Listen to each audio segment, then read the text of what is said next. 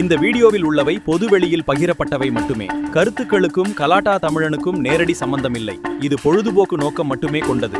பாதிப்புகளுக்கு நாங்கள் பொறுப்பல்ல. Welcome to கலாட்டா தமிழன். நம்ம சேனலுக்கு உங்களை அன்புடன் வரவேற்கிறோம். இன்னைக்கு வீடியோ ரொம்பவே சிறப்பா இருக்க போது. முழு வீடியோவையும் பாருங்க. உங்களோட சப்போர்ட்டை எங்களுக்கு கொடுங்க. வாங்க வீடியோக்குள்ள போலாம்.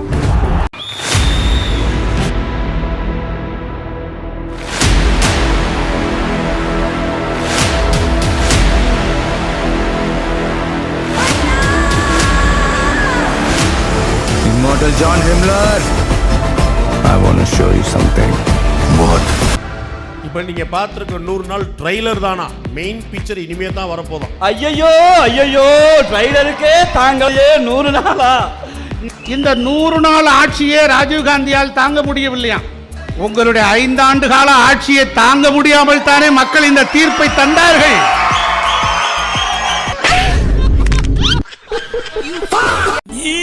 உங்களுக்கு கொடுத்த பொறுப்பு என்ன? துணை முதலமைச்சர்.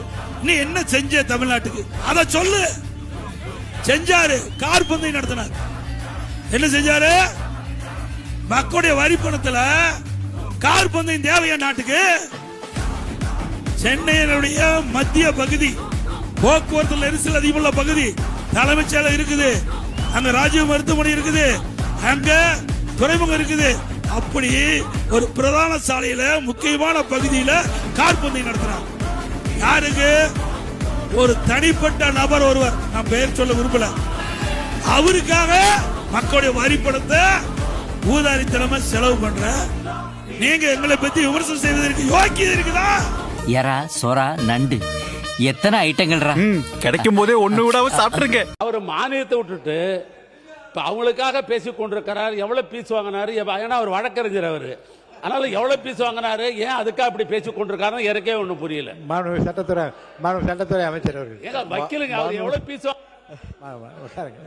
மாண்பு பேரவைத் தலைவர் அவர்களே, என்ன பேசுறப்ப சொன்னாரு இந்த டேபிள்ல ஏறினாங்க அப்படின்னு. இதுக்கு ஒரே ஒரு தீர்வு தான் இருக்கு. இருந்தா அந்த வீடியோ வெளியிட்டுட்டீங்கன்னா டேபிள்ல யாருன்னா சட்டையை கிழிச்சர் யாரு எல்லாமே தெளிவா தெரிஞ்சிடும்.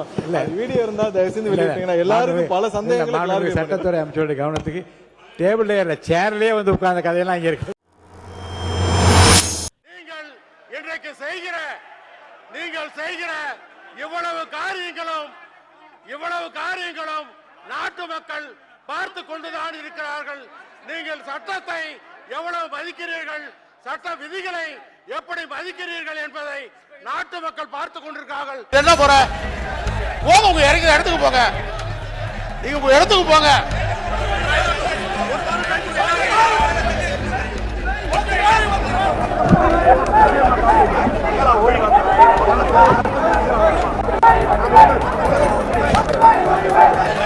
சரி, உங்க இடத்துக்கு போங்க.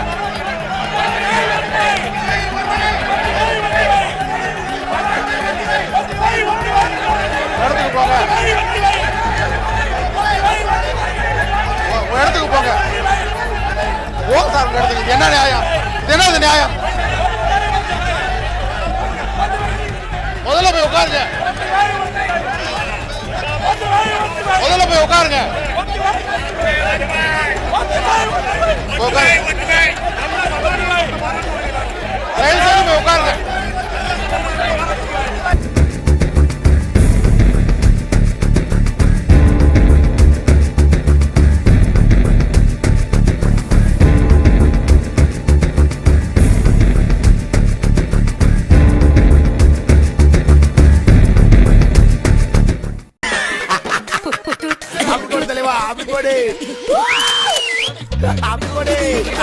கழக வரலாற்றில் இது ரொம்ப முக்கியமான தலைமை செயற்குழுவா அமைய போகுது.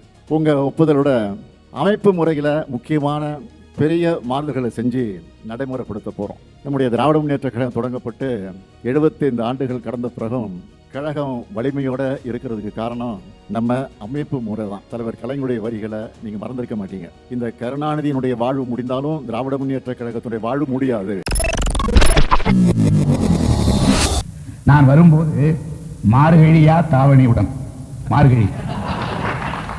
மார்கழியா தாவணியுடன், காற்றாரோ கையாலோ விலகாத தாவணியுடன், மார்கழியா தாவணியுடன் ஆவணி பெண்ணாள் மரபு வழி குடும்ப வங்கை. எதை பார்த்து ஆ நீயா என்று ஆணி. மார்கழியா தாவணியுடன் ஆவணி பெண்ணாள் மரபு வழி குடும்ப மங்கை என்னை பார்த்து ஆ நீயா என்று ஆடி தீர்த்தாள். ஆ நீயா என்று ஆடி தீர்த்தாள். தை தை என்று அனல் ஒட்டும் விழிகாட்டி. தை தை என்று அனல் ஒட்டும் விழிகாட்டி. எதற்காக? தை முதல் நாள் தான் தமிழ் புத்தாண்டாம். அதற்காக. எதற்காக? தை முதல் நாள் தான் தமிழ் புத்தாண்டாம். அதற்காக. உண்மைதான் எனினும் அவள் உருகாமல் இருப்பதற்கு நான் சொன்னேன், தமிழுக்கு ஓராண்டில் 2 புத்தாண்டு வருவதால் இரட்டிப்பு மகிழ்ச்சிதானே என்று. தளிர் பெண்ணின் குளிர்முகத்தில் நிலவு கண்டேன். தழுவி கொண்டாய், திகைக்காதீர், மேலும் மற்றொரு தியா என்று. தளிர்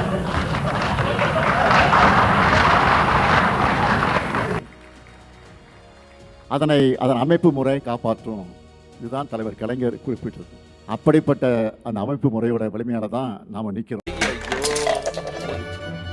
ஓனன் செஞ்சா நினைச்சீங்களா? யாராவது ஓனன் செய்வாங்களா? ஆனா நான் செய்வேன்.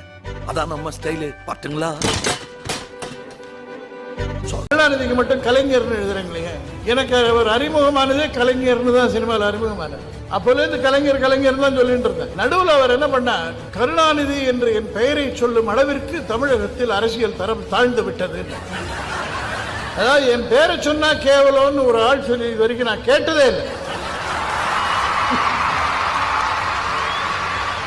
கருணாநிதினு எழுதினா ரொம்ப தரந்தாழ்ந்த ஃபெலோ அப்படின்னு. சரி, தரந்தாழ்ந்து இருப்போம்னு தொடர்ந்து கருணாநிதினு எழுதின்றது. இப்போ அவரே சரி என்ன ஒன்றாலும் சொல்லிக்கிட்டோம், அதுவும் என் பேர் தானே அப்படின்னு கொஞ்ச நாள் கழிச்சு புரிஞ்சு போச்சு. அவர் கொஞ்சம் லேட்டாக இருந்தவர், அவ்வளோதான். அது தன் பேர் தான் அப்படின்னு புரிஞ்சு போச்சு அவர். என்ன இருந்தாலும் என் பேர் தானே சொல்றதுல தப்பு இல்லை என்ன. அப்போ அப்படி சொல்லிட்டாரா, நான் கலைஞருக்கு வந்துட்டேன், அவ்வளோதான். இந்த நாள் உன் டைம்ல நோட் பண்ணி வச்சுக்கோ. எப்படி எங்களை ஏமாத்தி குடிக்க வச்சு சோமியாட்ட கெட்ட பேர் எடுத்து குடிக்கோ, அதே போல நான் வீட்டுக்கே போயிட்டு என்னடா தனியா பேசிட்டு இருக்கேன். மற்றும் பரமசிவா ஏன் என்ன பிக் பாஸ் ஸ்டார்ட் ஆக போகுது? ஓ சரி வாங்க அப்படின்னு உட்காந்து பார்ப்போம். உங்கள் ஃபேவரட் கண்டஸ்டன்ட் யாரு? என் ஃபேவரட் வந்து ஜூலி. உங்களுக்குள்ள கட்டில் ரெஸ்லிங் நடக்கல போல இருக்கே. ஏய் எனக்கு புரியுது மேன், உங்களோட பிரச்சனை எனக்கு இருந்தா என்னோட புடலங்காய சுண்டக்கா மாதிரி சுருங்க தான் செய்யும். எனக்கு ஒன்றும் சுருங்கி போல. சரியா? சரி, பிரச்சனை எதுவா இருந்தாலும் ஜூலி தான் அடுத்து அவுட்டா போகுது. அறிவு கட்ட முண்டா, உனக்கு அறிவு இல்ல. ஃபர்ஸ்ட் வைஃபுக்கும் அவங்க தான் சார் அம்மா. டாய்லெட்ல கூட அமைதியா இருக்க விட மாட்டியா? யார் அவன் இவ்வளவு டென்ஷன் ஆவறானே?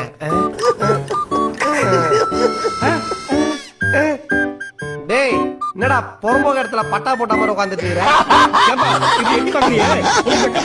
ஏண்டா உனக்கு வெக்கமா இல்லையா? கக்கூஸ்ல உட்காந்து லைப்ரரி மாதிரி புக்கு படிச்சுட்டு இருக்கிற, சைட்ல வர வாட்டர் பாட்டில் சாப்பிட்டு பாப்கார்ன் பேர்கள் எல்லாம் வச்சிருக்கிறியா? மச்சாங்க வந்து பாரு, ஆமா ஆய்ப்புக்கா மாதிரி ஒருத்த உட்காந்துட்டு இருக்கிறான். இரு தண்ணி மட்டும் தள்ளி ஊத்திட்டு போறேன். விஜயோட ஆட்சியா இன்னும் கேவலமா இருக்கு, மட்டமா இருக்குன்னு யாருமே சொல்லல. அது எப்படி இருக்குங்கிற நிலைப்பாடு ரெண்டாவது விஷயம். ஆனா மக்கள் மத்தியில அது இன்னும் அவ்வளவு கெட்டதா போய் சேரல. இபி பில் அதிகமாச்சு, கரண்ட் கட்டு இப்படி ஆச்சு. தனிப்பட்ட முறையிலையும் வந்து சில விவாதங்களை எழுப்புற மாதிரி தான் அவர் நடந்துக்கிட்டாரு. ஆனாலும் மக்கள் மத்தியில இன்னுமே ஒரு சாஃப்ட் கார்னர் இருக்கு. அதை தாண்டி எப்படி டிஎம்கே ஆட்சிக்கு வரப்போகுதுங்கிறது எனக்கு தெரியல. திமுக மினிஸ்டர்ஸ் வந்துட்டு எப்பவுமே ஒரு ஈகோலையா இருக்காங்க, அதை மாத்திக்கணும். திமுக வந்துட்டு ஆட்சி போச்சுங்கிற விரக்தியில நிறைய கதறாங்க, அதெல்லாம் கம்மி பண்ணிக்கணும். கம்மி பண்ணாதான் ஆட்சி கிட்டையாவது வர முடியும். ஏன்னா இப்ப இருக்கிற விஷயத்துல விஜயோட ஆன்டி இன்குமென்சி எங்கேயுமே தெரியல. தொடர்ந்து விஜயை தாக்க டிஎம்கேக்கு ஒரு பின்னடைவு